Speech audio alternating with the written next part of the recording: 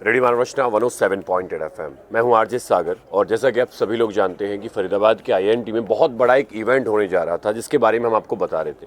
So finally हम आज यहां पर हैं और मेरे साथ हैं मिस्टर कुलदीप सर। सबसे पहले मैं आपका स्वागत करता हूं यहां पर। सर, मैं चेयरमैन हूँ इंस्टीट्यूशन ऑफ इंजीनियर्स का। हमको IMT एक बड़ा अच्छा एक्सपो ऑर्गेनाइज किया है। उन्होंने हमको कंटेक्ट किया है कि you conduct for you advise us कि हमारी टेक्निकल ग्रोथ कैसे हो। तो for that being a technical partner उन्होंने हमारे को बोला है कि how we can improve our skill, how we can improve cost effective operation. तो उसके लिए हमको उन्होंने आमंत्रित किया है। उसके उपलक्ष्य में हमारे पास टेक्निकल एक्सपर्ट्स हैं जो कि हमने अरेंजमेंट किया है सो दैट हमारी उनके अनुसार कॉस्ट इफेक्टिव जो प्रोडक्टिविटी चाहिए इंडस्ट्रीज़ को through skill development, through updation of knowledge हम उसको दे सकें तो कि इंडस्ट्री अपना अच्छे रोज़गार उपलब्ध करा सके और अच्छी प्रोडक्टिविटी करके अपना मटेरियल सस्ता बेच के हम इंटरनेशनल मार्केट में compete कर सकें। उसके लिए हम सब लोगों ने अरेंजमेंट किया है। उनकी वेंडर डेवलपमेंट करने के लिए, how to improve solar energy के लिए हमने सब ये अरेंजमेंट किया है और उसके अनुसार हमको पूरी इच्छा है, हमारे को अनुमान है पूरा कि वो आप इसका फ़ायदा उठाएंगे और उपलब्ध रोज़गार और उपलब्ध होंगे। और ये इंडस्ट्री जो एक्सपो है जिन्होंने अरेंजमेंट किया है और उसके बाद में ये ग्रोथ करेगी और रोज़गार की उपलब्धि मिलेगी। डेफिनेटली सर, जैसा कि आपने कहा कि टेक्निकल स्किल्स को एनहेंस करने का काम आप यहाँ पर कर रहे हैं। अब यहाँ पर एक क्वेश्चन मैं आपसे पूछना चाहूँगा, करंट सिनेरियो में स्टूडेंट्स के सामने सबसे बड़े चैलेंजेस क्या हैं? लाइक कहाँ पर उनकी ग्रोथ जो है वो मान सकते हैं कि रुक रही है? हम रुक रही है कि अभी एकेडमिक्स में क्या है, एक थ्योरेटिकल नॉलेज जो है वो अभी only we are concentrating on theoretical knowledge. तो for that we are organising practical workshops so that theory can be correlated with the practical.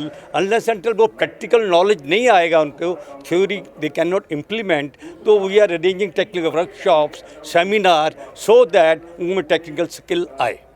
Definitely. अब यहाँ पर एक और चीज़ मैं आपसे जानना चाहूँगा कि फरीदाबाद जैसे शहर में इतना बड़ा जो इवेंट हुआ है, सो डेफिनेटली बहुत बड़ी बात है फरीदाबाद के लिए। बट अब मैं आपसे पूछना चाहता हूँ कि इस तरह की इवेंट्स की कितनी ज़रूरत है हमें और कितना फ्रीक्वेंसी के साथ?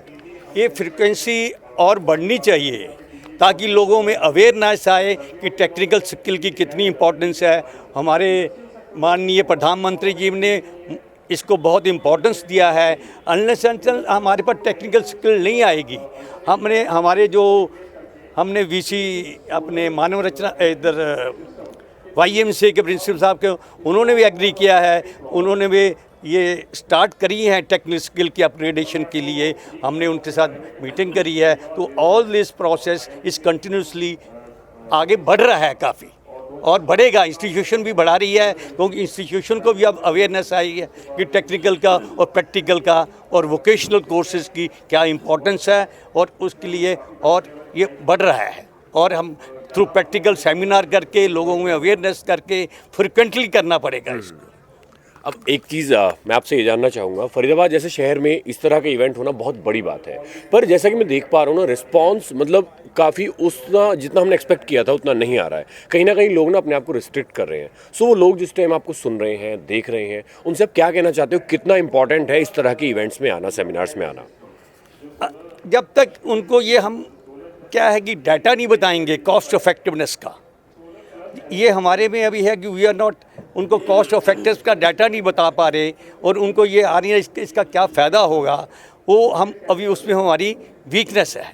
हम डाटा बता के उनको समझाने की कोशिश कर रहे हैं और डाटा और निकालेंगे और उनको समझाएंगे कि इतना क्या फ़ायदा है और क्या है, उस पर हम कंसंट्रेट करके उनको आगे आने के लिए ज़रूर वो आगे आएंगे इसके लिए। Thank you so much sir, आप यहाँ पर आए और अपना वैल्यूएबल टाइम हमें दिया। Thank you so much. धन्यवाद। सो अभी मेरे साथ हैं श्री नरेंद्र गुप्ता जी, विधायक फरीदाबाद। सर, ये जो इवेंट हुआ है फरीदाबाद में, ये डेफिनेटली बहुत सारी अपॉर्चुनिटीज़ लेकर आएगा, तो इसको हम कहाँ पर देख सकते हैं आगे भविष्य में इस तरह के इवेंट्स फरीदाबाद शहर में? देखिए, फरीदाबाद शहर बहुत पुराना इंडस्ट्रियल टाउन है। ग्रोथ में जितनी ग्रोथ चाहिए थी उतनी ग्रोथ नहीं हो पाई थी। मैं IMT एसोसिएशन के सभी पदाधिकारी, विशेष रूप से प्रमोद राणा जी को साधुवाद देता हूँ कि उन्होंने कितना अच्छा प्रयास शुरू किया है। और आज देखने में बनता है कि हम दिल्ली और नोएडा जाते थे एग्जीबिशंस के लिए, साउथ जाते थे, लोकल फॉर वोकल माननीय मोदी जी का जो नारा था उसको सार्थक रूप से, प्रैक्टिकल रूप से हमें देखने को मिलेगा। जो फरीदाबाद के इतने प्रोडक्ट्स हैं, हम सुई से लेके हवाई जहाज तक के प्रोडक्ट्स पुर्जे यहाँ बनाते हैं, स्पेस के आइटम्स भी बनाते हैं, उन सबको एक स्थान पर देखने का मौका मिलेगा। क्योंकि फरीदाबाद एंटरप्रेन्योर की नगरी है, सभी लोग यहाँ पे जीरो से हीरो बने हैं, उनकी सेकंड और थर्ड जनरेशन अब काम पे आ गई है, तो उन सबको इसको देखने के बाद मोटिवेशन मिलेगी। बहुत अच्छे प्रोडक्ट्स डिस्प्ले हुए हैं, जैसा कहते हैं लिफाफे से ही देखने से पता चल जाता है। मैं तो अभी एंट्री हुआ हूँ, पर मुझे लगता है बहुत अच्छा शो है और फरीदाबाद की ग्रोथ में एक मील का पत्थर साबित होगा। सर, एक और चीज़ मैं आपसे पूछना चाहूँगा, युवा इस टाइम जो आपको सुन रहे हैं, अब स्टार्टअप्स की क्योंकि वेव आ चुकी है, एक एरा चल रहा है पूरा, उनको क्या संदेश आप देना चाहेंगे सभी युवाओं को फरीदाबाद के? देखिए, युवा शॉर्टकट ना सोचें। एक ग्रोथ रेट जैसे कहते हैं कि 50%, 45% और 90% जो होता है, उसकी बजाय वो थोड़ा कम ग्रोथ रेट पे काम करेंगे तो वो सस्टेनेबल होगा।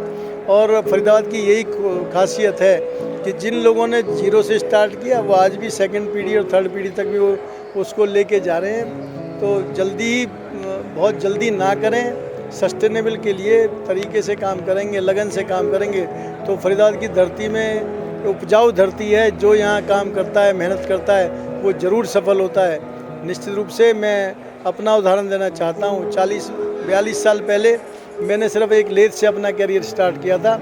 आज 2000 लोगों को मैंने रोज़गार दिया हुआ है। विभिन्न प्रोडक्ट्स बनाते हैं जो इंडिया में, कुछ प्रोडक्ट्स ऐसे हैं जो इंडिया के 30 से 40% आइटम्स को कैटर करते हैं। पूरे इंडिया की रिक्वायरमेंट का 30 से 40% कुछ प्रोडक्ट्स में हम लोग कैटर कर रहे हैं। जी, बहुत बहुत धन्यवाद सर। तो अभी हम एक और स्टॉल पर आए हैं, यहाँ पर मैं बैठा हूँ मिस्टर विक्रांत के साथ। तो आइए जानते हैं विक्रांत जी से किस मुद्दे के ऊपर ये काम कर रहे हैं, क्या सर्विसेज प्रोवाइड करते हैं। तो सर आप बताइए, क्या आपकी कंपनी का नाम है और क्या सर्विसेज आप प्रोवाइड कर रहे हैं यहाँ पर? Hi, I am Vikrant Malik, partner of RK printers. So basically हम जो कर रहे हैं, we are into printed cartons, mono cartons बना रहे हैं हम। We are into paper bags, we are into danglers, posters, we are basically into packaging segment, which is a very fast moving and growing segment. So अभी हमने इसी साल अपना plant IMT Faridabad में लगाया है और काफ़ी अच्छा हमें रिस्पांस मिला है इस एग्जीबिशन के थ्रू, and we are really looking forward to converting that inquiries into customers. तो बेसिकली अभी आप जो लोग पैकेजिंग का काम कर रहे हैं, जो भी आप पैकेज करते हैं, ये कस्टमाइज्ड है? आपके पास कोई ऑर्डर आएगा किसी कंपनी का तो कस्टमाइज करके उनके अकॉर्डिंगली आप उसको प्रिंट करके दे देंगे, या फिर अपना कुछ आपका है कि कोई प्रोडक्ट है आपका स्पेसिफिक? हम बेसिकली बनाते हैं packaging for multinational companies. We work for lot of pharma companies, alcohol companies, इन सब के लिए हम इनके कस्टम बॉक्सेस बनाते हैं, इनके साइज़ के अकॉर्डिंगली। इनके हम हेल्प करते हैं, इनकी एजेंसी के साथ बैठते हैं, इनके ओनर्स, मैनेजर्स के साथ हम डिस्कस करते हैं किस टाइप की पैकेजिंग के लिए मार्केट में इस टाइम क्या ट्रेंड है, क्या इफेक्ट्स डाल सकते हैं, मैट, एक्वस, यूवी कोटिंग, क्या क्या उसमें हम चीज़ें कर सकते हैं ताकि उनकी पैकेजिंग शेल्फ में और अच्छी लगे। आजकल जैसे डिजिटल एज है, डिजिटल एज में आपको सोशल मीडिया पे भी बहुत इंपॉर्टेंट है आपकी पैकेजिंग ब्यूटीफुल लगनी चाहिए। सो आजकल उसके हिसाब से हम उनकी पैकेजिंग डेवलप करते हैं ताकि उनका एक तो रिटेल शेल्फ और सोशल मीडिया जो ऑनलाइन स्टोर है उसके लिए भी उनको हेल्प मिले उसके, और उनकी सेल्स और एनहांस होए। कोई भी इंसान अगर आपसे कांटेक्ट करना चाहे तो कोई कॉन्टैक्ट नंबर, ईमेल आईडी कुछ यहाँ पर मेंशन करके बताएंगे प्लीज़? हमारा प्लांट है IMT फरीदाबाद में 302 सेक्टर 68। हमारी वेबसाइट है www.rkprinters.co.in और मेरा मोबाइल नंबर अभी भी है, उसमें सारे हैं, और we are always available 24/7 and we are really looking forward. One more thing, B2B है सिर्फ या B2C भी है? हमारा मोस्टली काम B2B है क्योंकि हम पैकेजिंग अपने ब्रांड से नहीं बना रहे, हम किसी के लिए बना रहे हैं। लेट्स सपोज हम XYZ कंपनी के लिए बना रहे हैं तो उन्हीं के नाम से हम बनाते हैं पैकेजिंग, बट हम डायरेक्ट एक्सपोर्ट भी कर रहे हैं इस time. We are getting into it, so that's our new target. Definitely, thank you so much for your valuable time and best wishes. Thank you. अभी मैं एक और स्टॉल पर आया हूँ, यहाँ पर मेरे साथ है मिस्टर ऑगस्टिन। आइए जानते हैं इनका थॉट क्या है, किस एक सेगमेंट में डील कर रहे हैं और किस इंटेंशन के साथ कर रहे हैं। तो सर प्लीज़ बताइए क्या सर्विसेज प्रोडक्ट्स आप ऑफर कर रहे हैं एंड किस कॉज के लिए आप यहाँ पर काम कर रहे हैं। We are basically catering to all industries where pollution, heat is generated. We are basically into eliminating of those kind of things. Basically dust control, pollution control, those kind of things. We are also into cooling, industrial air cooling, like for बड़े-बड़े जो factory है उसको जो है ना कि अगर जो वर्कर्स का कंफर्ट के लिए हम जो है ना कि कूलिंग सिस्टम लगाते हैं, जैसे ये सिस्टम रखी हुई है इसको लगा के सेंट्रलाइज सिस्टम लगा के वर्कमैन कंफर्ट के लिए। बेसिकली हमारे जो फंडा है कि पोल्यूशन को एलिमिनेट करना, not outside the building but with in the building. और किस लेवल पर आप ये सर्विसेज प्रोवाइड करते हैं, B2B, B2C एंड क्या क्या प्रोडक्ट्स हैं आपके। We are right from concept to commissioning. Concept हमें कोई कस्टमर आपका हमें बताते हैं कि हमारे को we have this kind of a problem, we visit, we study, we suggest solutions और एग्जीक्यूट करके कंप्लीट करके हैंड ओवर करके देते हैं सारा, right from concept to commissioning, whether it is related to heat process, fume, pollution control, whatever it is like, but all related to air. आपने pollution की बात करी है यहाँ पर। मैं अक्सर अपने शोज़ में ना पॉल्यूशन के ऊपर बात करता रहता हूँ। मैं लोगों को बताता हूँ कि पॉल्यूशन कितना खतरनाक है हमारे लिए, कितना डेडली हो रहा है हमारे लिए साबित।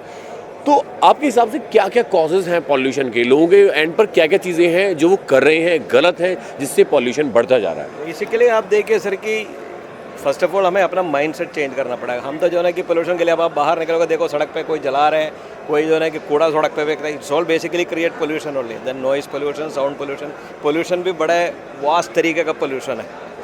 तो but we are very much you know कि इंडो एक पर्टिकुलर कॉर्नर में है कि जो कि सिर्फ एयर को डील कर रहा है, वो भी विद इन द प्रेमाइसेस। हमारे पास इंफ्रास्ट्रक्चर नहीं है कि हम जो है ना कि रोड का कर लें। So we are basically into within the premises whatever is there, we try to eliminate it and give comfort condition inside the factory, whether dust के लिए हो, हीट के लिए, कुछ भी हो। Thank you so much for your valuable time and wishing you luck sir. Thank you so much. Morning everyone. आज हम एक और स्टॉल पे आ चुके हैं और हमारे साथ है sister Poonam from Brahma Kumaris. Okay ma'am. So ma'am, आज इतनी स्ट्रेसफुल भरी ज़िंदगी में जहाँ पे हर कोई भाग दौड़ करते रह रहा है, तो हर किसी के दिमाग में मेंटल स्ट्रेस है, कोई भी मेंटली पीस नहीं है। हर कोई चाहता है कि हम पैसा कमाएं, लेकिन मेंटालिटी जो दिमाग की शांति है उसका क्या? ये बहुत सही बात है कि आज के टाइम में नेगेटिविटी बहुत ज़्यादा आ चुकी है। तो उसका सबसे बड़ा रीज़न ये है कि हम अपने आप से दूर हो चुके हैं, हम अपने आप से डिस्कनेक्ट हो चुके हैं। जब तक हम अपने आप से कनेक्ट नहीं होंगे, अपनी अवेयरनेस में नहीं आएंगे कि जैसे मैं एक डिवाइन बीइंग हूँ, मैं एक पावरफुल बीइंग हूँ, जब तक ये कॉन्शियसनेस जागृत नहीं होगी तब तक हम तनाव से अपने आप को नहीं बचा सकते। और क्योंकि हम अपनी कॉन्शियसनेस में नहीं रहते, हम मटेरियल कॉन्शियसनेस में ज़्यादा रहते हैं। तो इसलिए ये अवेयरनेस हमें जब तक नहीं आएगी अंदर से कि मैं एक प्योर सोल हूँ, एक पीसफुल सोल हूँ, यही एक क्या कहेंगे तनाव भरी ज़िंदगी से उभरने का स्टार्टिंग पॉइंट है। तो ये अवेयरनेस से क्या होगा, हमारे अंदर फिर शक्तिशाली संकल्प इमर्ज होते हैं। जैसे मान लीजिए मैं ये कहती हूँ कि I am a great soul, तो ग्रेट सोल होने से ऑटोमेटिकली ही हमारे में प्यार की भावना, पेशेंस की भावना, क्षमाशीलता की भावना ये अपने आप जागृत होती है। क्यों जागृत हुई? क्योंकि मैंने अपने बारे में क्या सोचा, क्योंकि मैं ग्रेट सोल हूँ। लेकिन इस अवेयरनेस में ना रहने के कारण हम सोचते हैं कि नहीं पैसा कमाना है, ये करना है, वो करना है। तो ये अवेयरनेस जब हमारी ख़त्म हो जाती है तब तनाव की शुरुआत होती है। सो मैम, अभी जैसे मैंने बात करी स्ट्रेसफुल सिचुएशंस की, सो इस स्ट्रेसफुल सिचुएशन में अकॉर्डिंग टू मी एक जो मात्र सहारा होता है मेडिटेशन।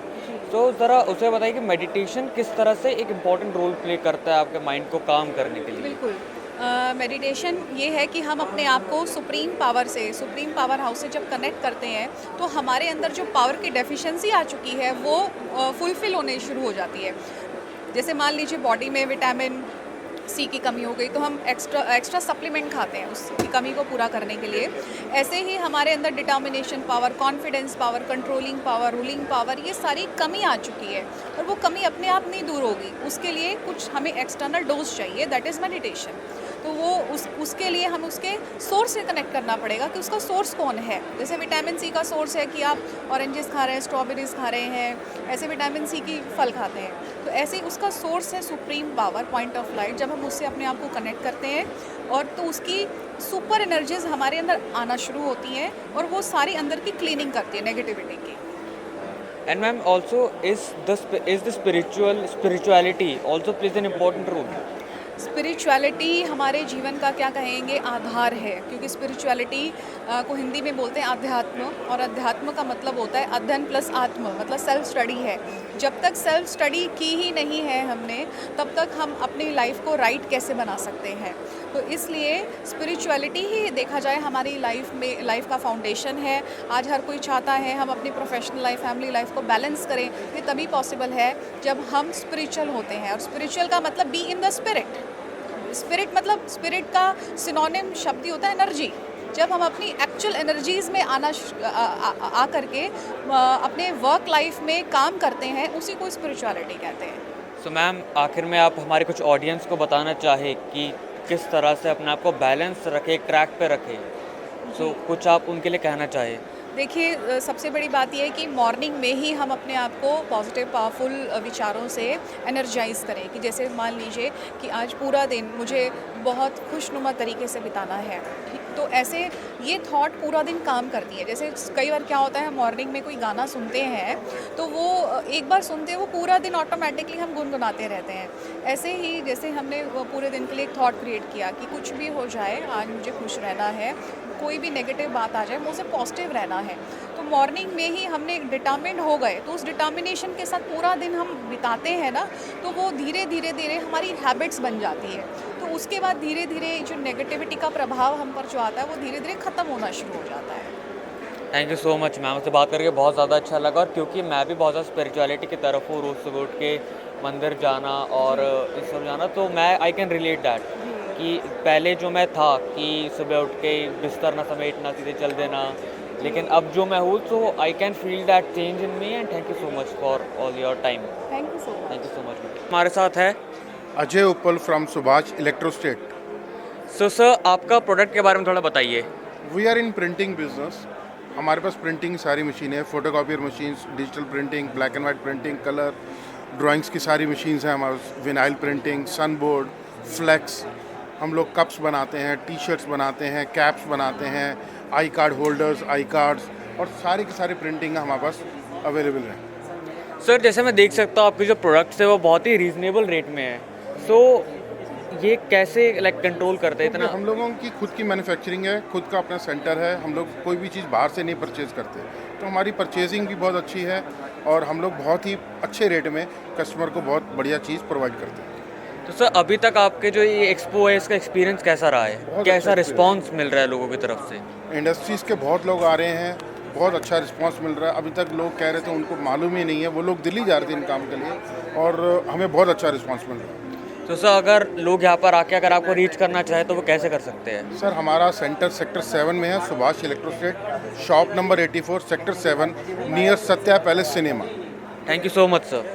सो अभी हम आए हैं एक और स्टॉल पर, आइए जानते हैं यहाँ पर हमारे पास क्या है। तो मेरे साथ हैं अभी मिस्टर राकेश एंड मिस्टर दीपक। तो सर, मुझे बताइए अपनी कंपनी के बारे में, क्या आप लोग ऑफर कर रहे हैं यहाँ पर, और क्या है होलसेल मोटिव आपका इसका? सर, हमारा मेन मोटिव है किसी भी तरह से हमें सुंदर बनाना है, एक धरा को एक स्पेस मिलता है हमें। हमारा आर्किटेक्चरल और इंटीरियर और कंस्ट्रक्शन तीनों वर्क हैं। आर्किटेक्चर में हम चाहते हैं कि सुंदर से सुंदर कैसे हम अपने स्पेस को निकाल सकें, वास्तु के अकॉर्डिंग हम बनाते हैं सारे वर्क। और उसके बाद इंटीरियर में हम उसकी जो इंटीरियर की लुक है, आज जैसे मॉडर्न लुक चल रही है उस हिसाब से भी ले लें, कुछ क्लासिकल पैटर्न पे भी ले सकते हैं, थीम अलग अलग लेते हैं लोग, और जिसकी जैसी थीम पसंद होती है उस हिसाब से हम लोग डेवलप करके उसको अपना एक रूप देते हैं। दूसरा, उसमें आपका कई बार क्या होता है, रिनोवेशन के कामों में आदमी डर लगता है, आदमी सोचता है कि हमारा बिगड़ ना जाए, अच्छा ना लगे। हमारा चैलेंज है इस बात का कि कितनी भी ख़राब कंडीशन में आपकी बिल्डिंग हो, उसको बिल्कुल बेस्ट कंडीशन में हम उसको बिना तोड़े उसको हम बना करके एलिवेशन से लेके इंटीरियर तक हम देते हैं, और ऑलरेडी हम दे चुके हैं। कई रेस्टोरेंट भी हमने बनाए हैं, जैसे आशीर्वाद रेस्टोरेंट हैं, और कम से कम 400 प्रोजेक्ट में पूरा कर चुका हूँ अपना। कलाकृति के नाम से हमारा वर्क चलता है, और उसके बाद हमारा जो आज रनिंग में चल रहे हैं 22-23 प्रोजेक्ट हमारे हमेशा रनिंग में चलते हैं। 9-10 लोगों की टीम है हमारी। तो हम ये चैलेंज करते हैं कि किसी भी तरह की कंडीशन में आपका घर है, उसको बढ़िया से बढ़िया बना करके आपको हम 100% सेटिस्फाई कर सकते हैं। बेसिकली आपकी लाइफ में बहुत सारी वैल्यूज़ ऐड हो सकती हैं। आपके घर को अगर आप किसी चीज़ को शफल करना चाहते हैं, कुछ नया लेना चाहते हैं, तो ये उसमें आपकी हेल्प करने वाले हैं। अब बात करेंगे दीपक जी से। दीपक सर, क्योंकि आप इस प्रोफेशन में और काफ़ी अच्छा खासा एक्सपीरियंस आप होल्ड करते हैं, मैं आपसे एक चीज़ जानना चाहता हूँ, जैसे जैसे हमारा एवोल्यूशन हुआ है, क्योंकि इंटीरियर डिज़ाइनिंग पहले से चला आ रहा है, बहुत पहले से है, तो अभी आपको क्या लगता है कि इन 10 से 20 सालों में कितना चेंज आया हमारे टेस्ट में, इन टर्म्स ऑफ अपग्रेडेशन में? सर एक्चुअली चेंज तो काफ़ी आया है। आजकल लोग क्या चाह रहे हैं, जो पिछला पैटर्न था वो अब थोड़ा सा डिफरेंट चाह रहे हैं। जैसे नए ज़माने से कुछ लोग जो है ना इंटीरियर ज़्यादा चाह रहे हैं। एक्चुअली जो भी अपना पुराने मकान बने हुए हैं उनको भी हम नया लुक देते हैं। उसमें सारा कुछ जो है बाहर से अंदर से सारा कुछ उनको एक सेटिस्फेक्शन देते हैं कि छोटे बजट में भी हमको एक इंटीरियर का फील मिले। तो यही हमारा मोटो है कि हम जो भी पार्टी है, जो भी जिसकी भी रिक्वायरमेंट है, उसके अकॉर्डिंग हम उसको एक अच्छा फील कराएं। Definitely, and thank you so much कि आप लोगों को ना, मतलब घर एक ऐसी जगह होती है जहाँ दिन भर काम करने के बाद इंसान शाम को आता है और उसे ना सुकून चाहिए होता है, और आप उस सुकून को एनहेंस कर रहे हैं। So thank you so much. और इसी के साथ मैं आ चुका हूँ अगली स्टॉल पर। अभी मेरे साथ है मिस्टर अंकित आर्य। आइए जानते हैं अंकित जी से ये क्या यहाँ पर लेकर आए हैं, क्या कुछ ये आपको ऑफर कर रहे हैं। सो अंकित बताइए, क्या है आपके पास जो यहाँ पर आप लोगों को ऑफर कर रहे हैं? बेसिकली हम जो है लैंड सर्वे इक्विपमेंट्स, मरीन सर्वे इक्विपमेंट्स और सेंसर्स पे हम डील करते हैं।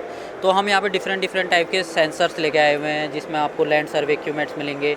ये DGPS है, ये ड्रोन्स हैं, ये आपका मैटरबोर्ड है, और ये डिफरेंट टाइप के DGPSs हैं। तो हमने यहाँ पे सब कुछ कवर किया है। ब्रोशर हमारे पास सब चीज़ के है। Land survey equipment fully cover है।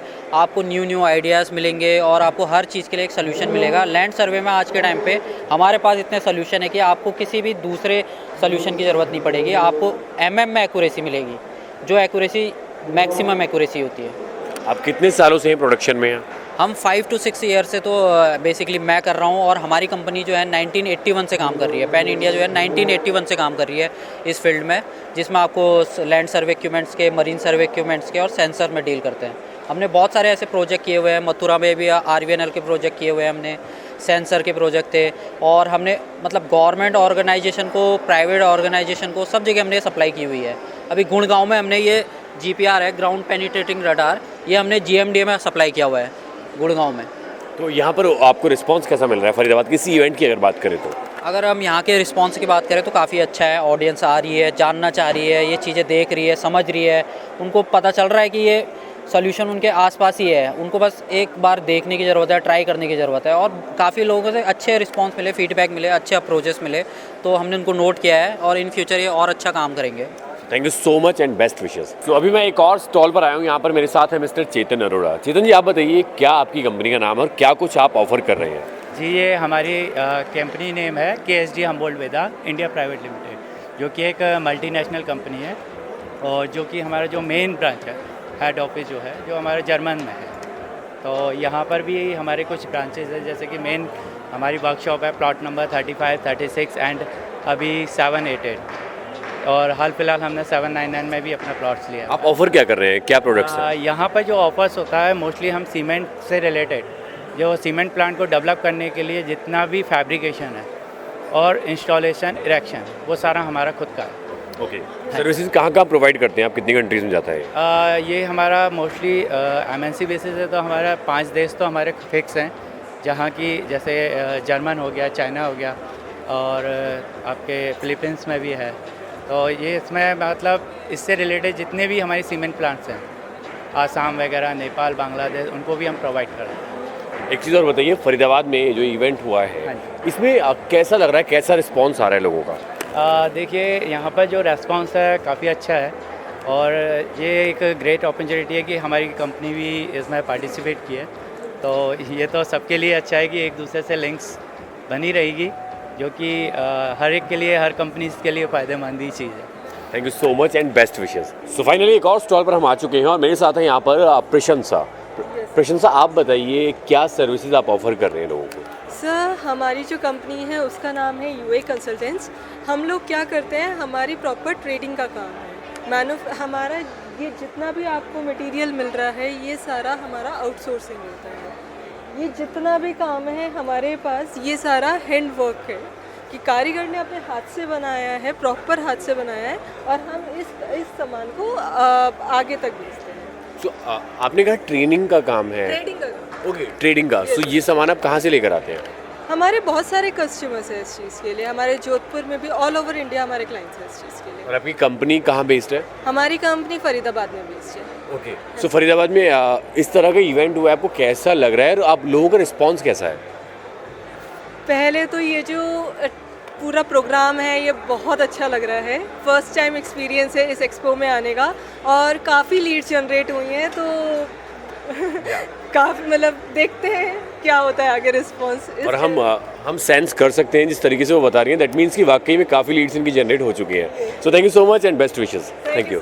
अभी मेरे साथ है मिस्टर प्रदीप पाठक जो है SDMT कॉलेज से। सर आप बताइए, यंगस्टर्स की अगर बात करें, क्योंकि स्टार्टअप्स की एक वेव आ चुकी है यहाँ पर, एक एरा चल रहा है पूरा स्टार्टअप्स का, बट स्टिल यहाँ पर जो मैं देख पा रहा हूँ ना, यंग अभी भी कम तादाद में है फरीदाबाद के, और जबकि फरीदाबाद में बहुत सारे एंटरप्रेन्योर्स हैं। तो आपको क्या लगता है, क्या हमारे बीच में वो गैप्स हैं जो उनको रोक रहे हैं यहाँ पर आने से? अगर मैं एक चीज़ देखूँ कि गैप के बारे में, तो बेसिकली ना कहीं जो थियोरेटिकल और प्रैक्टिकल पार्ट, जो हमारे चेयरमैन सर ने भी बोला था कि बच्चों को कॉलेजेस में हम लोग जो भी है वो थियोरेटिकल पार्ट को पूरा एक्सप्लेन कर पाते हैं। थोड़ा सा बच्चों को ये हल्का सा, हम जो फैकल्टीज है, हम लोग का ये काम है, एसोसिएट प्रोफेसर हूँ मैं कॉलेज में, तो मेरी फैकल्टी और हमारा ये काम है कि बच्चों को थोड़ा सा इस चीज़ से अवेयर करें कि जितना आप प्रैक्टिकली अप्रोच करेंगे किसी चीज़ को सीखने के लिए, वो थियोरेटिकल नहीं आ पाएगा। कि थ्योरी तो सिर्फ इतना आपने किया और आपने लिख दिया, बट प्रैक्टिकली अगर आप उस चीज़ को अप्रोच करेंगे तो ज़्यादा सीखने के लिए मिलेगा। और सबसे बड़ी चीज़, वो चीज़ लॉन्ग टाइम आपके माइंड में रहती है। क्योंकि मैंने मतलब मेरा अपना करियर, मैं 17 ईयर्स के करियर में मैंने एक चीज़ देखी है कि मैं जो चीज़ बच्चों को थ्योरेटिकली समझाने की कोशिश करता हूँ, उसमें बच्चों को मतलब मुझे बहुत एफर्ट लगाना पड़ता है, बजाय उसके मैं प्रैक्टिकली उन्हें कुछ चीज़ समझाता हूँ तो वो चीज़ बहुत जल्दी समझते हैं। मेरा जो मानना है, अब हम लोगों का ये काम है कि हम जो हमारी यंग यूथ है उसको पहले हम ये थोड़ा सा अवेयर करें कि बेटा करियर अगर बनाना है तो थ्योरी के साथ साथ स्किल्स डेवलपमेंट, और जो स्किल्स डेवलपमेंट है वो आप लोग प्रैक्टिकली कुछ चीज़ अप्रोच करके कर सकते हैं। तो इस तरह के जो सेमिनार हैं IMT में, मुझे मौका मिला मेरे कॉलेज के स्टूडेंट्स के साथ आने का। हमारे कॉलेज के स्टूडेंट्स यहाँ पे पार्टिसिपेट भी कर रहे हैं। मेरे जो यंग इंजीनियर्स हैं जिनको मैं पूरा थ्रू आउट द 3 इयर्स मैंने उनको समझाया, तो आज मैं उनके साथ यहाँ खड़ा हूँ। मैं कहूँ बेटा जो हमने वहाँ नहीं करा पाया वो यहाँ आपको एक्सपीरियंस मिल रहा है। तो मैं बहुत मतलब तहे दिल से धन्यवाद करता हूँ IMT IFS जो ये टीम है जिन्होंने ये एक्सपो रखाया और हमें ये मौका दिया। मेरी पूरी जो टीम है मेरी SDMT कॉलेज के और मेरे स्टूडेंट्स हैं, उन्हें बहुत कुछ सीखने को मिल रहा है यहाँ पर। इवेंट ऑर्गेनाइज कैसे करते हैं प्रैक्टिकली भी और मैकेनिकली। अब देखो तो हमारे जो मैकेनिकल इंजीनियर्स के स्टूडेंट हैं या इलेक्ट्रिकल इंजीनियरिंग के हैं या सिविल डिपार्टमेंट से, तो उनको वो मशीनरी यहाँ देखने को मिल रही है कि ये क्या क्या काम करती हैं। तो मुझे लगता है कि इससे अच्छा प्लेटफॉर्म कहीं नहीं मिलेगा। हाँ, कहीं ना कहीं जो गैप आ रहा है कि हमारी जो जनरेशन है, या मैं कहूँ कि या जो हमारे जो कॉलेजेस हैं वहाँ पर जो बच्चे हैं उन तक ये बात नहीं पहुँच पा रही है कि भाई आपको फुटफॉल्स रखना पड़ेगा अगर कुछ सीखना है प्रैक्टिकल अप्रोच के लिए। तो मेरा मानना ये है कि आगे चल के मैं सर के साथ रहूँगा और हम लोग आगे एक मुहिम चलाएंगे कि बच्चों को ना स्किल्स डेवलपमेंट के लिए इस तरह के प्रोग्राम्स में आने के लिए थोड़ा सा अवेयर किया जाए, एनकरेज किया जाए। सर एक चीज़ अभी आपने रेज करी यहाँ पर, जो मैं आऊँगा स्टडी पैटर्न के ऊपर, कि थ्योरेटिकल प्लस प्रैक्टिकल, ये दो चीज़ों का जो मिश्रण होता है ना, ये एक करियर में हमें बूस्ट देते हैं। तो आपके हिसाब से और क्या क्या चीज़ें हैं अपार्ट फ्रॉम दिस प्रैक्टिकलिटी, और क्या क्या गैप्स हैं हमारे बीच में जो हमें लगता है कि स्टूडेंट्स या तो डिस्ट्रैक्टेड हैं या फिर उनका करियर एक पॉइंट पे जाके रुक जाता है, स्टिफ हो जाता है? मैं अगर देखूं कि मैं 10 इयर्स बैक का देखता हूं कि मैं अपने टाइम की बात करता हूं कि हम लोग क्लास में अच्छे स्कोर करते थे 80, 90 अबव। आज मैं उन लोगों से मिलता हूं तो हैं कुछ कामयाब भी हैं, कुछ लोग अभी स्ट्रगल कर रहे हैं। मैं अपने लिए बताऊं तो मैं बहुत बड़ा टॉपर नहीं था क्लास में, एवरेज था। बट द थिंग इज़ कि मेरे माइंड में एक एक्साइटमेंट हुआ करती थी कि मैं कुछ चीज़ मतलब सीखने की पूरी कोशिश थी कि मैं थोड़ा सा अपनी स्किल्स को डेवलप करूं, आउटस्पोकन होना, चीज़ों को जल्दी से जल्दी कवर अप करके उनको सीखने की कोशिश करना। मैंने खुद देखा है कि अगर बच्चा किताबों के अंदर घुसा रहेगा ना, मुझे नहीं लगता कि जो मार्क्स ज़्यादा करके बच्चा एक करियर अच्छा ग्रोथ मतलब ले सकता है, बजाय इसके कि उसको स्किल्स पर काम करना चाहिए। तो जो कमी है ना, वो कमी सिर्फ और सिर्फ ये है कि हमारे एजुकेशन पैटर्न में ना थ्योरी बहुत ज़्यादा अप्रोच लिया है। थ्रू आउट द ईयर हम लोग एग्जामिनेशन में भी देखते हैं कि प्रैक्टिकल पार्ट बड़ा कम होता है हमारे लेक्चर्स में। हम लोग जो देखते हैं तो हमारा थियोरेटिकल पार्ट ज़्यादा होता है और प्रैक्टिकल पार्ट कम होता है।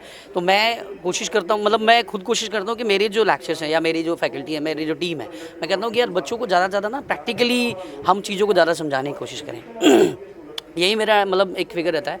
मेरी करियर सेमिनार्स भी होते हैं, मैं उनमें बच्चों को थोड़ा सा ये करता हूँ, क्योंकि आज देखो आज का इंजीनियर्स हमारे पास मार्केट में इंजीनियरिंग के स्टूडेंट्स बहुत है, या मैं कहूँ कि चाहे बीटेक डिप्लोमा किसी भी चीज़ देख लीजिए आप, मगर जो यूथ है ना वो अनएम्प्लॉयमेंट का एक फिगर लेके बैठी हुई कि अनएम्प्लॉयमेंट बहुत है, नौकरीज नहीं है। मैं कहता हूँ कि बहुत जॉब्स हैं।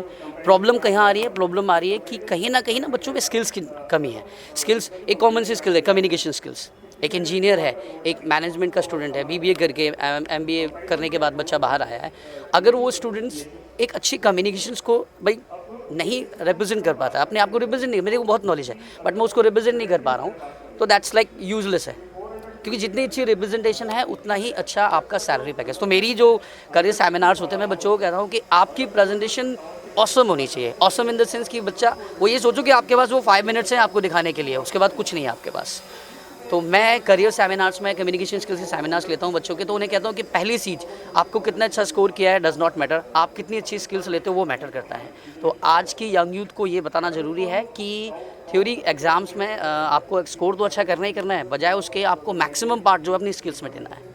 लेकिन सर आपको नहीं लगता कि सोशल मीडिया जितना हमें फ़ायदा टेक्नोलॉजी से हुआ है, जितना हमारे लिए प्लेटफॉर्म्स खुले हैं, उतनी ज़्यादा हमारे लिए डिस्ट्रैक्शंस भी बढ़ गए हैं। सो क्योंकि आप कॉलेज में होते हैं, आपके सामने स्टूडेंट्स होते हैं यंग, तो उनको देखकर आपको नहीं लगता कि कहीं ना कहीं वो डिस्ट्रैक्टेड है सोशल मीडिया पर, या मे बी जो फेक न्यूज़ और र्यूमर्स होते हैं उनमें वो घुस गए हैं? यस, ये बात तो मैं बोलता हूँ बच्चों से कि गूगल एक ऐसा ओपन बोर्ड है हमारे पास जहाँ हम लोग कुछ भी टाइप करेंगे और हमें वो बाउंस बैक मिलेगा। मगर हमारी जो यूथ है ना वो फेसबुक, व्हाट्सएप और ये सोशल मीडिया प्लेटफॉर्म है, इन पर मतलब यूजलेस कंटेंट को सर्च करने के अलावा कुछ सर्च ही नहीं करती है। तो देखो they are the youth, beginner हैं, इनिशियली वो नहीं पता, बच्चा होता है, मैं कहता हूँ एक छोटा बच्चा आता है ना, उसे सच में कुछ नहीं पता। ये एक हम ये कहते हैं कि एक नेशन बिल्डर, यानी कि हम फैकल्टी, हम टीचर्स जो होते हैं ना, हम नेशन बिल्डर होते हैं। तो ये हमारा पहला दायित्व बनता है कि हम उन लोगों को ना थोड़ा इन चीज़ों को बताएं, क्लास में लेक्चर से उस दौरान भी बताएं कि बेटे गूगल पर इसके अलावा आप ये भी सर्च कर सकते हो, मेरे लेक्चर्स आपको समझ नहीं आ रहे तो आप इसको और करते हो, यूट्यूब पर बड़े अच्छे वीडियोज़ आए। मैं ये मानता हूँ कि एक चीज़ के दो पहलू होते हैं, एक पॉजिटिव एक नेगेटिव। बच्चा ना नेगेटिव पर जल्दी अट्रैक्ट होता है क्योंकि पॉजिटिव बताने के लिए कोई है ही नहीं, रियलिटी है, पॉजिटिव बताने के लिए कोई है नहीं। अच्छा, लोगों का एक कंसर्न ये होता है कि हाँ मेरे मतलब की चीज़ है तो मैं बता देता हूँ। एक लेक्चरर भी क्लास में जाता है तो वो कहता है कि यार मेरे को सिर्फ टॉपिक ये कवर करना है, उस अच्छा वो अप टू 12th तक भी आप देख लीजिए बच्चों को थ्रू आउट द ईयर, मतलब 12th तक बच्चे को सिर्फ और सिर्फ स्टडी। किसी ने 10th के बाद या 12th के बाद करियर्स पर बात ही नहीं की। मतलब एक 10th की क्लास एक ऐसी क्लास होती है जो 10th के बाद ना बच्चा अपना करियर देखता है कि मुझे करना क्या है आगे लाइफ में। उस 10th स्टैंडर्ड के बाद जब बच्चे को चूज़ करना है कि मुझे साइंस लेना है, टेक्निकल में जाना है, बायो लेना है, क्यों लेना है नहीं पता, कोई उससे बात ही नहीं कर रहा। उसने ले लिया, पापा ने कहा ले लिया, मम्मी ने कहा ले लिया, भाई ने ले रखा है तो उसने ले लिया, या किसी ने बोला यार चार्टर्ड अकाउंटेंट बन जा, बहुत अच्छा तो बन गया। उसे नहीं पता कि उसका इंटरेस्ट क्या है। तो मेरा मानना ये है कि हम लोग आफ्टर 10th करियर सेमिनार्स बच्चों को अटेंड कराया जाए, पेरेंट्स को ज़्यादा, क्योंकि बहुत इंडियन पेरेंट्स की मेंटालिटी होती है कि वो इम्पोज करते हैं बहुत सारी चीज़ों को, जिसकी वजह से क्या होता है कि आगे चल के बच्चे को करियर कुछ और चूज़ करना था और बच्चा चला कहीं और गया। मैं इसीलिए अपने फ्री टाइम में, संडे सैटरडे होता है तो अब जैसे 10th के एग्ज़ाम ओवर होते हैं तो मैं अलग से अपने करियर सेमिनार लगाता हूँ फ्री ऑफ कॉस्ट। वो इसलिए ताकि बच्चों को ये पता चल सके कि करना क्या है। अच्छा, उनको थोड़ी सी हेल्प मैं कर सकूँ कि बेटा अगर ये करियर ऑप्शंस है, अगर आप फाइनेंशियली आप इतने बिल्डअप हैं तो आप ये कर पाएंगे, ये कर पाएंगे, ये कर पाएंगे। और मेरी टीम जो होती है, मेरे पास मेरे 2 फैकल्टी और मेरी टीम है, तो मैं उनसे भी यही चीज़ कहता हूँ कि हाँ हम लोग बच्चों को कोशिश करेंगे उनको ना बात क्लियर हो जाए, मैशअप ना हो। और रियलिटी ये है कि 10th के बाद अगर बच्चे का एक करियर सेमिनार लग जाए ना तो उसको लाइफ एकदम मतलब ईजी हो जाएगी। मैंने खुद देखे हैं बंदे ग्रेजुएशन करने के बाद सोचते हैं कि यार ये वाला नहीं करना चाहिए तो मुझे तो इस लाइन में जाना चाहिए, करियर चेंज करते हैं। वो सोचो कितना बड़ा डिसीजन होता है, तब तक रिस्पॉन्सिबिलिटीज़ घर की, कमाने की। तो कहीं ना कहीं मैं मानता हूँ कि हम टीचर्स को थोड़ा सा आगे आना पड़ेगा, फैकल्टीज़ को, और जो भी हम लोग एक्सपीरियंस है, जो भाई नॉलेज रखते हैं, उनको 10th 12th के बच्चों को एक करियर सेमिनार से यूट्यूब कितना अच्छा है। मैं तो कोशिश करूँगा, मैं अभी इस साल एक नया यूट्यूब चैनल अपना मतलब करूँगा ताकि बच्चे को गूगल पर ये चीज़ भी फ्री ऑफ कॉस्ट, क्योंकि कुछ लोग नहीं अप्रोच कर पाते हैं, टाइम नहीं होता है। तो मैं खुद ये कोशिश करूँगा कि बच्चों को एक करियर अप्रोच, करियर सेमिनार्स के after 10th, what after 12th, if you want to be an engineer क्या करेंगे, अगर आप CA चार्टर्ड अकाउंटेंट बनना है तो क्या करना है, CS है क्या, MBBS कैसे करते हैं, DMLT क्या है। सो ये सारी चीज़ों के लिए थोड़ा सा एक चीज़ करेंगे, तो मैं इस चीज़ में लगा पड़ा हूँ, क्योंकि कोशिश करूँगा कि बच्चा सही टाइम पर सही करियर ऑप्ट करे। होता है ना कि हम कहीं जाते हैं और अगर हम गलत रास्ता ऑप्ट कर लेते हैं तो वो जहाँ हमें 15 मिनट में पहुँचना होता है वहाँ हम लोग आधा घंटे मतलब 1.5 आवर लग जाता है। सही गाइडेंस, हाँ, सही मार्ग, ये राइट, कि सही जो पथ जो मार्ग है वो गाइडेंस होना चाहिए।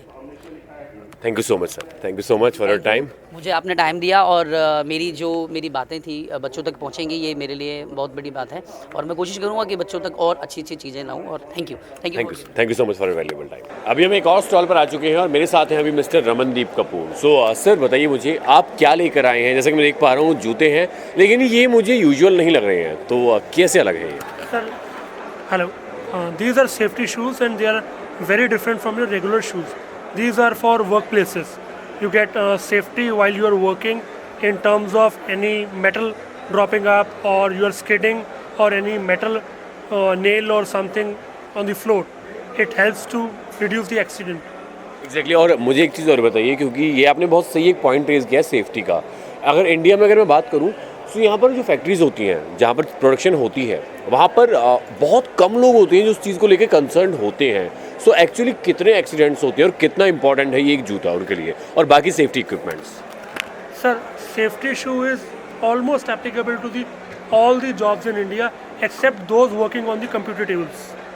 So these are applicable and nowadays industries are coming up to buy this, but they have got their own budget constraint because they don't want to spend on that. But in coming years they need to do buy it because we are a manufacturing hub and many CE marked companies come to India and this is the basic for that. और आपको यहाँ पर response कैसा मिल रहा है इस expo की अगर बात करूँ तो? Response is okay types because today being Sunday, as far as my opinion is concerned, no industrial exhibition exists on Sunday. It is always on Thursday, Friday, Saturday. Sunday is always closed, so it's a mix. Thank you so much for your time and best wishes. Thank you. और अभी हम यहाँ IMT expo में आए हैं, एक stall पर हूँ मैं खड़ा हूँ मिस्टर देशराज भारती जी के साथ और ये एक ऐसे मुद्दे के ऊपर काम कर रहे हैं जिसके ऊपर अक्सर हम आप लोगों से बातचीत करते रहते हैं। सर अपनी संस्था का नाम बताइए, इनकी संस्था के नाम में ही वो मुद्दा छुपा हुआ है। सर हमारी संस्था का नाम है तनाव मुक्त भारत अभियान और हम लोग स्ट्रेस मैनेजमेंट पे कार्य कर रहे हैं। स्कूल से लेकर के, हॉस्पिटल से लेकर के, कॉरपोरेट क्षेत्र से लेकर के हम चाहते हैं कि आज हमारे देश के अंदर डिप्रेशन बढ़ता जा रहा है और डिप्रेशन के कारण ही हमारे बॉडी के अंदर बीमारियां पैदा होती हैं। तो अगर हम डिप्रेशन से बाहर जाते हैं तो उसका एक ही रास्ता है कि हम एक मेडिटेशन को अपनाएं और डेली ही हम बुक रीडिंग करने की आदत डालें। तो हमारे तनाव मुक्त भारत के जो फाउंडर हैं भाई मिस्टर विकेश भारतीय जी ने अभी 6 बुक पब्लिश की हैं। सबसे पहली बुक है, मैं दिखाना चाहूँगा आपको, उठो जागो बढ़ चलो। ये एक टाइटल में अपने आप में छुपा हुआ है। दूसरी बुक है हमारी असंभव कुछ भी नहीं। तीसरी बुक है हमारी जो हमने निकाली है बिजनेस के लिए, आने वाला कल तुम्हारा है। चौथी बुक है हमारी चलो कुछ कर दिखाएं और अभी हाल ही के उसमें हमने स्टूडेंट के लिए निकाली है सक्सेस गारंटेड। और अभी हमने देश के हालातों को देखते हुए अभावम भाव। तो इस तरह से हम 6 बुक का और कोर्सेज करते हैं और कॉर्पोरेट के अंदर हम लोग कार्य करते हैं, स्ट्रेस मैनेजमेंट पर हम लोग कार्य कर रहे हैं। सर ये तो चलिए बात होगी तनाव की, आपने बता दिया सॉल्यूशन क्या है, लेकिन इसके पहले मैं आपसे जानना चाहूँगा, जितना आपने सर्वे किया है, जितना आपने समझा इस मार्केट को, तनाव क्यों होता है खासतौर पर यंगस्टर्स की अगर बात करूँ मैं? तनाव इसलिए होता है सर कि हर व्यक्ति अपनी इच्छाओं को आगे बढ़ाना चाहता है, करना चाहता है। कई बार उसको वो रास्ता नहीं मिल पाता है और वो अपने आप को कहीं ना कहीं फेलियर महसूस करता है, इसलिए उसके ऊपर वो प्रेशर बढ़ता है। दूसरा ये भी है कि अपनी क्षमताओं से कई बार वो बहुत ज़्यादा अपनी इच्छाएं रखता है, उसके अकॉर्डिंग वो मेहनत नहीं कर पाता है। अगर वो अच्छी इच्छा रखे, बड़ा सोचे और मेहनत भी उस तरीके से करे तो कभी भी प्रेशर नहीं आएगा। तो इसके समाधान क्या क्या हो सकते हैं? तनाव को कैसे दूर किया जाए? इसके सबसे बेस्ट समाधान है कि हम कम से कम आधा घंटा डेली मेडिटेशन करें, आधा घंटा हम कम से कम बुक पढ़ें और आधा घंटा कम से कम हम अपनी बॉडी को फिजिकल एक्टिविटीज़ के लिए दें, कभी भी तनाव नहीं आएगा। बहुत बहुत धन्यवाद। एक चीज़ मैं आपसे कहना चाहता हूँ, आपका स्टार्टअप बहुत अच्छे मोटिव के साथ आप चल रहे हैं क्योंकि इस एक चीज़ की भारत को नहीं पूरी दुनिया को ज़रूरत है। So thank you so much and congratulation. Thank you sir. और अभी मैं एक और स्टॉल पर आया हूँ, मेरे साथ हैं मिस्टर तरुण मित्तल। सो सर बताइए अपने स्टॉल के बारे में, किस रिगार्डिंग स्टॉल लगाया हुआ है, क्या आप लेकर आए हैं यहाँ पर? ये हमारा अकाउंटिंग सॉफ्टवेयर है बिजी के नाम से, जो कि इंडिया मार्ट की कंपनी है, जो हमारे को कंप्लीट सॉल्यूशन प्रोवाइड करते हैं किसी भी बिजनेस के लिए। अगर उनका कोई अकाउंटिंग इशू है, इन्वेंट्री इशू है, कोई GST से रिलेटेड इशूज़ है, कोई उनका मैन्युफैक्चरिंग प्रोसेस है जिसमें वो अपने इन्वेंट्री मैनेज नहीं कर पा रहे, तो Busy is a solution which will provide all type of issues related to their inventory, accounting, GST and their billing, everything. तो ये जो आम अकाउंटिंग सॉफ्टवेयर्स होते हैं जो पहले से चले आ रहे थे, उनसे क्या अलग है आपके इस सॉफ्टवेयर में? ये बेसिकली एक तो यूज़र फ्रेंडली है। ज़रूरी नहीं है कि आप अकाउंटेंट हैं, चार्टर्ड अकाउंटेंट हैं तो ही इसको मेंटेन कर सकते हैं या यूज़ कर सकते हैं। कोई भी normal businessman, computer operator, he can use very easily. Even Busy gives a facility to customize the report based on their own requirements. So this is how it's different from other software. तो basically अब लोगों को वो technical skills नहीं चाहिए, भारी भरकम चीज़ें नहीं चाहिए। राइट, टेक्निकल स्किल्स कुछ भी नहीं चाहिए। If they can simply operate the computer, they can use that busy easily without any major support. Thank you so much. So अभी मैं एक और स्टॉल पर हूँ और मेरे साथ हैं यहाँ पर इश्मीत एंड कुलदीप। सबसे पहले बात करेंगे कुलदीप से। कुलदीप बताइए क्या आप ऑफर कर रहे हैं यहाँ पर, क्या लेकर आए हैं आप? सर हम लोग कन्वेयर्स बनाते हैं डिफरेंट इंडस्ट्री के लिए, जैसे इलेक्ट्रिकल लाइंस के लिए, ऑटोमोबाइल के लिए, फूड इंडस्ट्री के लिए कस्टमाइज होती हैं ऑल टाइप्स की कन्वेयर्स हमारी। ओके इश्मीत, आप बताइए यहाँ पर रिस्पांस कैसा मिल रहा है, क्योंकि बहुत बड़ा एक इवेंट है, बहुत सारे लोग आ रहे हैं, बहुत सारे स्टॉल्स लगे हुए हैं, तो कैसा रिस्पांस मिल रहा है आपको आपके प्रोडक्ट को लेकर? सर अच्छा मिल रहा है, लाइक हमने सोचा नहीं था कि हाँ इतना अच्छा मिलेगा, बट ओवरऑल हमारा बेस्ट रहा। लाइक हमने जो सोचा नहीं था वो हुआ। एंड नेक्स्ट टाइम अगर ये आप इतना बड़ा इवेंट यहाँ पर लगता है, सो आप लोग आएंगे, एक्साइटेड हैं उसके लिए अभी से? यस सर, यस आएंगे, ज़रूर आएंगे। एक्चुअली ये हमारे सर हैं, यहाँ के चेयरमैन हैं, तो तेज सर हैं हमारे जो ओनर हैं, वो यहाँ के चेयरमैन हैं, तो उन्हीं के अंदर में ये सारी चीज़ें ऑर्गेनाइज हो रही हैं। Okay perfect, thank you so much and best wishes. Thank you. अभी मैं एक और स्टॉल पर आया हूँ। मैंने इस पूरे इवेंट को कवर किया है और हर जगह मैं घूमा हूँ, लेकिन यहाँ पर आकर मैं रुक गया और मैं पिछले आधे घंटे से यहाँ पर हूँ। और क्यों रुका हूँ मैं, क्या वजह है, ये सब आप अभी जान जाएंगे। आइए बात करते हैं जो फाउंडर हैं यहाँ के, को फाउंडर मिस्टर दिनेश गुप्ता से। सर सबसे पहले तो आपका स्वागत है। Thank you so much. Manav Rachna के सभी सुनने वालों को मेरा नमस्कार। सर मुझे इस कॉन्सेप्ट के बारे में बताइए। मैं आपको बताता हूँ, पेपर लाए, कुछ ऐसे ब्लॉक्स बनाए, ब्लॉक्स से कुर्सी बना दी, टेबल बना दी, बेड बना दिया, सब कुछ इन ब्लॉक्स से बना रहे हैं जैसा कि आप देख सकते हैं। और इनका दावा है कि आप कुछ भी इनसे बनवा सकते हैं और वो फेल नहीं होगा, चाहे आप बुक शेल्फ बनवाएं, आप बेड बनवाएं, आप कुछ भी बनवाएं। तो क्या वो टेक्नोलॉजी है जिसको आप यूज़ कर रहे हैं? सर इसमें कोई ख़ास टेक्नोलॉजी नहीं है। हम यहाँ पे ये जो हमने एग्जीबिशन किया है, इसमें हम पेपर की स्ट्रेंथ को शोकेस कर रहे हैं। हम कोई पर्टिकुलर प्रोडक्ट को शोकेस नहीं कर रहे। हम ये बताना चाह रहे हैं लोगों को कि पेपर जो है सबसे ज़्यादा एनवायरनमेंट फ्रेंडली है और उसमें बहुत स्ट्रेंथ है। आप उसमें तरह तरह के प्रोडक्ट्स बना सकते हैं, सस्टेनेबल प्रोडक्ट्स बना सकते हैं। पेपर अकेला प्रोडक्ट है जो 100% रिसाइकलेबल है। हमने बहुत सारे कस्टमर्स के साथ वुडन क्रेट्स रिप्लेस कर दिए हैं, एल्यूमिनियम रिप्लेस कर दिया, एल्यूमिनियम कंटेनर्स रिप्लेस कर दिए हैं, थर्मोकोल में रिप्लेस कर रहा हूँ। अभी हम ABB मोटर्स, एक इंटरनेशनल मल्टीनेशनल कंपनी है, उसके लिए उनके बॉक्स के अंदर थर्मोकोल लगता था, वो हम लगभग फाइनल स्टेज पे हैं, उसकी रिप्लेसमेंट हम कर देंगे। आप जिस चेयर पे बैठे हैं, हमारे सामने जो टेबल लगी हुई है, ये हमने एक शो करने के लिए लगाई है कि पेपर में स्ट्रेंथ कितनी है। अभी इसमें बहुत ज़्यादा स्कोप है फर्दर इसको स्ट्रेंथन करने के लिए। अभी आपने बात की बुक रैक्स की। हमने कोविड के टाइम में हमारी कंपनी L1 पोजीशन पे थी फरीदाबाद में बेड बनाने में। हमने जो बेड बनाया था वो ना सिर्फ अप्रूव हुआ, हम प्राइसिंग में भी L1 पोजीशन पे थे। ADC साहब थे मिस्टर आदित्य दहिया, उन्होंने अप्रिशिएट किया था मुझे इस बात के लिए कि आपने ना सिर्फ बेड बनाया है, अच्छा बेड बनाया है, बल्कि आपने एकदम फेयर प्राइसिंग पे बेड ऑफ़र किया है। मेरा प्राइस यहाँ पे पूरे दिल्ली NCR में हमारा प्राइसिंग भी सबसे कम था। फॉर्चुनेटली मैं कहूँगा उनको बेड्स की ज़रूरत नहीं पड़ी। हम इसको अच्छा ही मानते हैं, नहीं ज़रूरत पड़ी। हमने कुछ बेड वहाँ सैंपल बनाए थे, हमारे पास उसकी वीडियोस भी हैं, और उनके यहाँ PO भी हमारा बना था, वो भी हमारे पास कॉपी है उसकी PO की। मैं आपसे एक चीज़ कहना चाहता हूँ, आप ना बहुत बड़े कॉज के लिए काम कर रहे हैं। आपको सब कुछ पता होगा कि जो दुनिया है बदल चुकी है, मदर नेचर ऑलमोस्ट खत्म हो गया है, अपने एज पर आ गया है, और कितना कुछ है हमारे आसपास। मैं खुद अपने शोज़ में इस मुद्दे के ऊपर बात करता हूँ कि भाई हम किस तरफ चल पड़े, हम इंसानियत को ख़त्म करने पर आ गए हैं। सर एक तो अब सबसे पहले मैं आपको अप्रिशिएट करना चाहूँगा कि आपने सोचा इस मुद्दे के बारे में। अब मुझे बताइए कि कैसे इसको घर घर तक हम पहुंचा पाएंगे, कैसे हम लोगों को कन्विंस करा पाएंगे, क्योंकि अभी हमारा वही माइंडसेट है कि लकड़ी मतलब सशक्त। जैसे कि मैं देख रहा था यहाँ पर लोग आए कुर्सी पर बैठे, अभी एक भाई साहब बोल रहे थे कि मैं बैठा तो मैं गिर जाऊंगा, मैं डर रहा हूँ, तो कैसे हम उनको चेंज कर पाएंगे लॉजिक्स को? सर जब पहली बार हवाई जहाज भी उड़ा था तो सबको लगता था गिर जाएगा। तो ये मतलब ये पूरा एग्जीबिशन में हमने विद गॉड्स ग्रेस सबसे ज़्यादा फुटबॉल हमारे इस पे रहा है, और हमने इसमें कुछ भी नहीं किया। हमने सिर्फ वो जो पेपर जो नेचुरली इतना स्ट्रॉन्ग है उसको ये दिखाया कि ये इसमें स्ट्रेंथ है। पेपर का नाम आते ही दिमाग में एक इमेज आती है कि पेपर यानी बहुत वीक चीज़, ऐसा नहीं है। तो आज या इस साल में हम सिर्फ लोगों का ये पर्सपेक्टिव भी चेंज कर दें, सोचने का तरीका भी बदल जाए कि नहीं यार पेपर से कुछ भी हो सकता है। मतलब पेपर का फर्नीचर, अगर उन्होंने ये फर्नीचर हम ना बनाते हैं ना हम इसको प्रमोट करते हैं, क्योंकि फर्नीचर लकड़ी से ही बनना चाहिए क्योंकि वो बहुत ड्यूरेबल होता है, लेकिन अगर आप चाहें तो बन सकता है। हमारा फोकस इस एरिया पे है कि वुड को रिप्लेस किया जा सकता है और कुछ और मटेरियल्स हैं। प्लास्टिक को आप कम्प्लीटली रिप्लेस कर सकते हैं, थर्मोकोल आप हटा सकते हैं, ईपी फॉर्म्स पे आप काम कर सकते हैं, पेपर की पैकेजिंग इन सब को बहुत आसानी से रिप्लेस कर सकती है, जो कि 100% रिसाइकलेबल प्रोडक्ट है।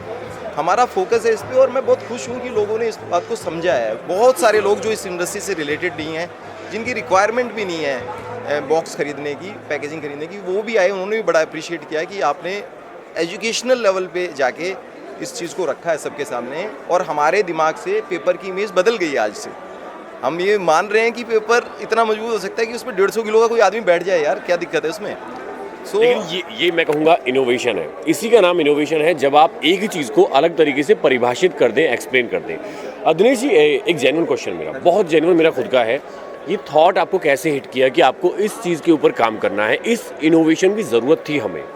सर पैकेजिंग, पेपर पैकेजिंग तो अपने आप में जिस इंडस्ट्री में मैं हूँ पिछले 27 सालों से, हम लगातार इस एरिया में काम करते रहे हैं। मैं आपको बड़ा ऑनेस्टली बताता हूँ, मेरे को मेरे बहुत सारे बड़े कस्टमर्स ने ये बोला कि आप पॉली बैग का भी फैक्ट्री लगा लो, क्योंकि हम बॉक्सेज जहाँ सप्लाई करते हैं तो वहाँ पॉली बैग्स भी लगते थे। तो मैंने उनको सबको ये बोला कि मैं कुछ भी रिप्लेसमेंट दूंगा पेपर का ही दूंगा, हम पॉली में काम नहीं करते।